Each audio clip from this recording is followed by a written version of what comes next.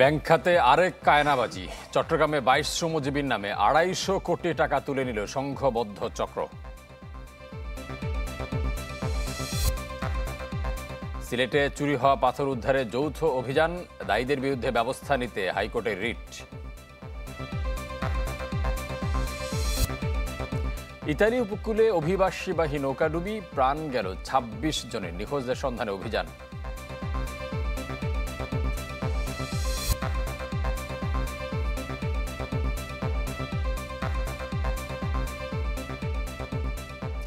সবাইকে আমন্ত্রণ। চ্যানেল 24 এর সকাল 10টার খবরে শুনছিলেন প্রেসিডেন্সি ইউনিভার্সিটি সংবাদ শিরোনাম, সাথে আছে আব্দুল্লাহ ফারুক।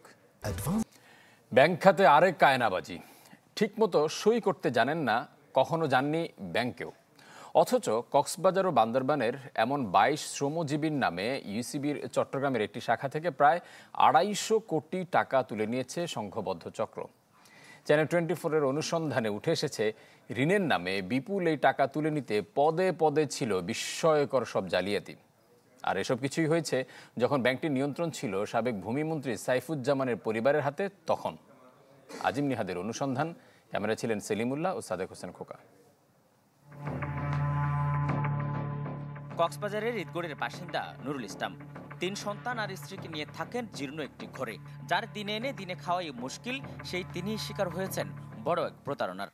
আমি এই মুহূর্তে যে বাড়ির সামনে আছি, সেই বাড়ির মালিক নুরুল ইসলাম।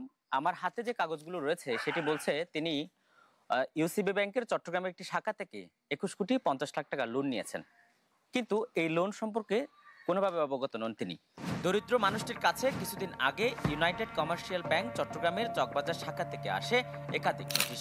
জানতে পারেন তিনি কয়েক দফায় ওই ব্যাংক থেকে এই ঋণ নিয়েছেন। তাকে দেখানো হয়েছে চট্টগ্রামের ইসলাম ট্রেডার্স এবং পটিয়ার কিছু জমির মালিক। আইডি কার্ড নিয়ে বলছিল আমারে ওই করোনার সময় আমার হাত থেকে অনুদান দিবে, হয়তো চাল দিবে, ডাল দিবে, এরকম বলে নিছিল। নিয়ে আমার কাছ থেকে এতদিন পরে দেখছি যে আমি এটা। ইসলামের মতো শাহজাহান, মোহাম্মদ তৈয়ব, জহিরুল ইসলাম সহ রামুর ঈদগড় এবং নাইকনসরির বাইশারির অন্তত 22 জনের নামে শাখাটি থেকে ঋণ মঞ্জুর দেখানো হয়েছে প্রায় 250 কোটি টাকা। অথচ এসব ব্যক্তি জানেই না ঋণের বিষয়ে। তাদের সবাই দিনমজুর বা শ্রমিক, যারা ঠিকমতো স্বাক্ষরও করতে পারেন না। আমাদেরকে যদি ব্যাংকে মুখ করাইতো, ব্যাংকের যদি ম্যানেজারের কাছে যদি আমাদেরকে যদি নিয়ে যেত, এমডির কাছে যদি নিয়ে যেত, তখন আমরা মনে করতাম যে আমাদেরকে লোন দিতেছি। আমি একটা বাজারে নাইট গার্ডে চাকরি করি। আমার নামে হচ্ছে 7.5 কোটি টাকা লোন, শুধু আসলে হচ্ছে আপনার 10 কোটি 62 লাখ টাকা। তোমার নামে এত টাকা লোন, কত টাকা?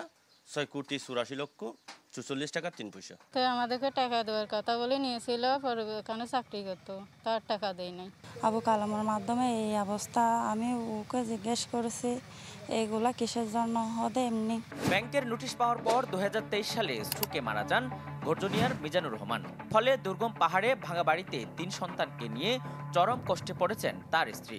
ওনার কাছে প্রত্যেকজনের কাছে নোটিশ আছে, উনি নোটিশের খবর শুনে স্ট্রোক করে মারা গেছে। ঈদগড়ের ভুক্তভোগীরা বলছেন 2021-22 সালে করোনার সময় সহায়তার কথা বলে স্থানীয় মিজানুর রহমান নামে এক ব্যক্তি তাদের কাছ থেকে জাতীয় পরিচয়পত্র নেন। কয়েক মাস পর চট্টগ্রামের পটিয়ায় গিয়ে সহায়তার জন্য ফরমে স্বাক্ষর দেন তারা। বছর 2 পর তাদের কাছে ব্যাংক ঋণের নোটিশ আসা শুরু হলে জানতে পারেন জালিয়াতির বিষয়টি। একই অবস্থা বাইশারির ভুক্তভোগীদেরও।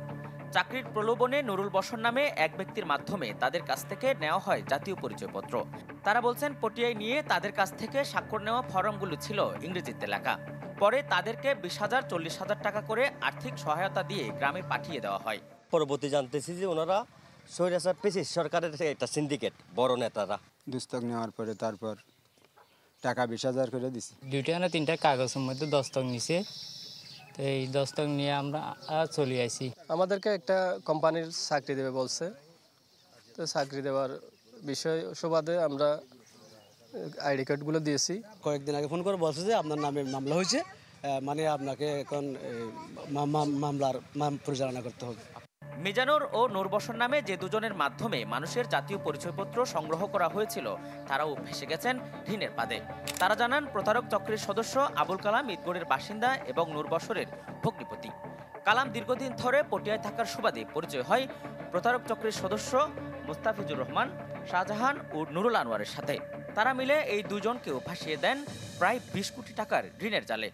আবুল কালাম আমাকে বলছে যে তুমি কয়েকটা কার্ড কালেকশন করো, মানে আমরা আর্থিক অনুদান বাইরের সস্তা আর্থিক অনুদান দেবো। সাদা কাগজ আর একটা সাদা কাগজ, একটা নীল কাগজ, ওইটার মধ্যে মানে কি সাইন নিছে আমার। এমন জালিয়াতি ও প্রতারণায় বিস্মিত জনপ্রতিনিধি ও স্থানীয়রা।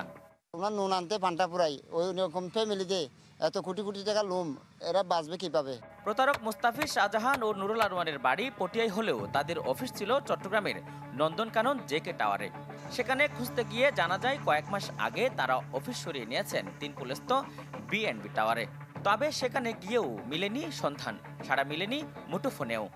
এমনি কি তাহলে ওদের মেইন কাজ ছিল যে ব্যাংকের কাজ, ব্যাংক ট্যাং এগুলো লেনদেন করতো, ডকুমেন্ট পত্র আনতো, নিত, দেখতাম। এবার আমাদের গন্তব্য ইউসিবি চকবাজার শাখা। সেখানে গেলে সবেমাত্র যোগদান করেছেন জানিয়ে ম্যানেজার ডেকে আনেন অপারেশন ম্যানেজারকে, কারণ তিনি ঋণ মঞ্জুরের সময় এই শাখায় দায়িত্বে ছিলেন। অপারেশন ম্যানেজারও ক্যামেরার সামনে কথা বলেননি। তবে প্রত্যন্ত গ্রামের মানুষগুলো কখনো ব্যাংকে না এসেও কিভাবে ঋণ পেলেন বা ব্যাংক তদন্ত ছাড়াই কিভাবে ঋণ মঞ্জুর করলো তার কোনো সদুত্তর দিতে পারেননি তিনি। প্রতিষ্ঠানগুলো চেক করছিলেন, প্রতিষ্ঠানগুলো তখন যখন ছিল তখন অলরেডি ওরা সাইনবোর্ড টাইনবোর্ড সবগুলো ডকুমেন্ট ছিল। মুস্তাফিজ এখানে মধ্যে আছে, ওর নিজস্ব ব্যবসা না, বিভিন্ন এই যে আমি জহিরের আপনার অনেক সময় চেক নিয়ে আসছে, জহিরের চেক নিয়ে আসছে, তারপর আপনার ইয়ার নিয়ে আসছে, ইসলামের চেক নিয়ে আসছে। পুরো প্রক্রিয়াটি জালিয়াতিয়ার চরম অনিয়মের নজির বলছেন ব্যাংক আইন নিয়ে কাজ করা এই আইনজীবী। প্রতিষ্ঠানে যারা জড়িত তারাই দায়ী করে, কারণ পুরো সিস্টেমটা প্রতিষ্ঠানের পুরো গ্রুপ আত্মসাৎ করার জন্য এই কাজটা করেছে। অভিযোগ প্রতারক চক্রটি ছাড়াও এই ঋণ কাণ্ডে জড়িত ব্যাংকের কিছু কর্মকর্তা, যারা সাবেক ভূমিমন্ত্রী সাইফুজ্জামান চৌধুরীর কাছের লোক হিসেবে পরিচিত। আজিম নিহাত, চ্যানেল 24, কক্সবাজার। দর্শক, সিলেটে চুরি হওয়া পাথর উদ্ধারে অভিযান চালাচ্ছে যৌথ বাহিনী। এই নিয়ে আরো জানাতে এই মুহূর্তে সিলেট থেকে যুক্ত হচ্ছেন সহকর্মী নীল মাহবুব, আর ক্যামেরায় আছেন আমাদের আরেক সহকর্মী মমিনুল হক আফান। আমরা নীল মাহবুবের কাছে যাচ্ছি। নীল, তুমুল বিতর্কের মাঝে অবশেষে যৌথ বাহিনীর অভিযানটা কি দেখছেন দর্শকদের জানাবেন।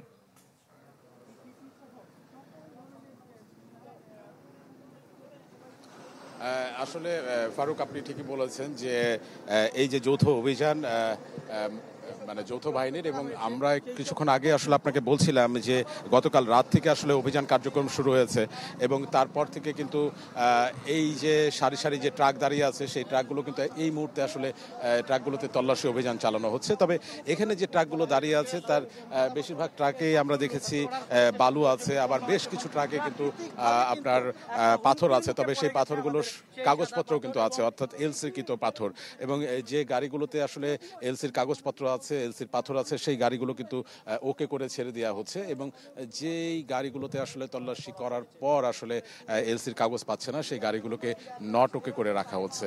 এবং এই মুহূর্তে আসলে অভিযান চলছে, এবং প্রত্যেকটা গাড়িতে যে পাথরগুলো আছে সেই পাথরগুলো কিন্তু নেড়ে চেড়ে দেখা হচ্ছে। সবগুলোই আটকানো হয়েছে চেক করার জন্য। এখন আমরা দেখতেছি যে যাদের এলসি কাগজ নেই তাদেরকে আসলে করা হচ্ছে, আটকানো হচ্ছে আর কি। যাদের এলসি যথাযথ কাগজ থাকতে পারবে এবং ইম্পোর্টারের ডকুমেন্ট দেখাতে পারবে তারা শুধু যেতে পারবে।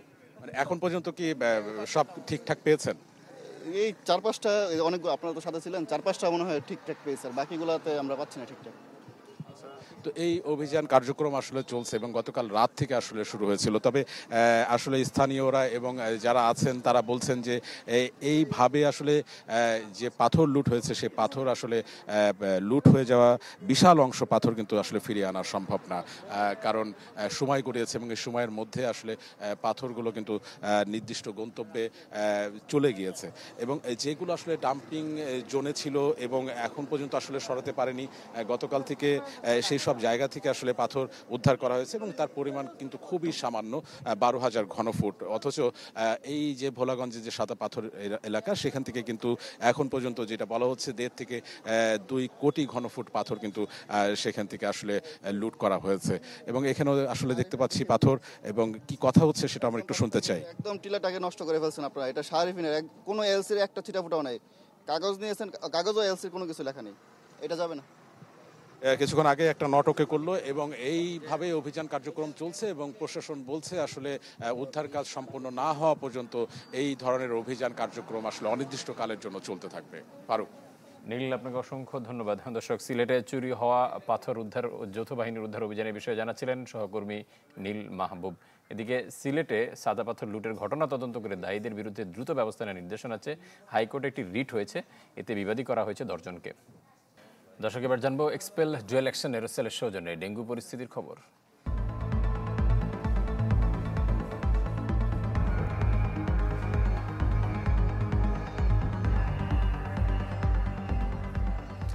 খাগড়াছড়িতে চলতি মৌসুমে সর্বোচ্চ ডেঙ্গু রোগী শনাক্ত হয়েছে গেল মাসে। এজন্য সময় মতো মশা নিধনের উদ্যোগ না নেয়াকে দুষছে নাগরিক সমাজ। ভৌগোলিক কারণে পার্বত্য চট্টগ্রামের 3 জেলা মশাবাহিত রোগের জন্য দেশের অন্যান্য জেলার চেয়ে ঝুঁকিপূর্ণ। ম্যালেরিয়া আক্রান্ত ও মৃত্যুর হার নিয়ন্ত্রণে থাকলেও প্রতি বছর ডেঙ্গু রোগী শনাক্ত হচ্ছে। খাগড়াছড়ি জেলা স্বাস্থ্য বিভাগের তথ্য মতে জেলা সদর, মাটিরাঙ্গা ও মানিকছড়ি উপজেলায় প্রতি বর্ষা ও পরবর্তী সময়ে ডেঙ্গুর হটস্পটে পরিণত হলেও চলতি বছরে এখন পর্যন্ত ৭৯ জন ডেঙ্গু রোগী শনাক্ত হয়েছে। ঘরের ভিতরে বসা যায় না মশার জন্য, বুঝছেন? এত মশা ঘরের ভিতরে। ছোট বাচ্চাদেরকে নিয়ে আমরা বিকালবেলা বসতে পারি না, সন্ধ্যাবেলা বসতে পারি না, আমাদের অসুস্থ হয়ে যেতেছে প্রত্যেকটা মানুষ। আক্রান্তদের অধিকাংশই বাসাবাড়িতে চিকিৎসা নেওয়ার পরামর্শ স্বাস্থ্য বিভাগের। আর পৌরসভায় একযোগে মশক নিধন ওষুধ ছেটানোর কথা জানান জেলা প্রশাসক। আমাদের ডেঙ্গু রোগীর চিকিৎসার ক্ষেত্রে জ্বর হলে আমাদের পরীক্ষার ব্যবস্থা ডিস্ট্রিক্ট হসপিটালে আছে। NS1 অ্যান্টিজেন পরীক্ষা অথবা ICT ফর ডেঙ্গু, এই পরীক্ষাগুলো করে থাকি। আর এর সাথে ইমপ্রুভমেন্ট বোঝার জন্য কমপ্লিট ব্লাড কাউন্ট এটা করে থাকি। মশার ওষুধ কেনা হয়েছে, আমাদের যন্ত্রপাতিও রেডি আছে, আমাদের জনবল একটু কম আছে, আমরা আশা করছি সেই সমস্যাটা আমরা সমাধান করে দেব। খাগড়াছড়ি জেলায় চলতি মৌসুমে ডেঙ্গুতে কোনো প্রাণহানি না হলেও গেল জুন মাসে ম্যালেরিয়ায় 1 জনের মৃত্যু হয়েছে। Desk report, channel 24। সাথে থাকুন।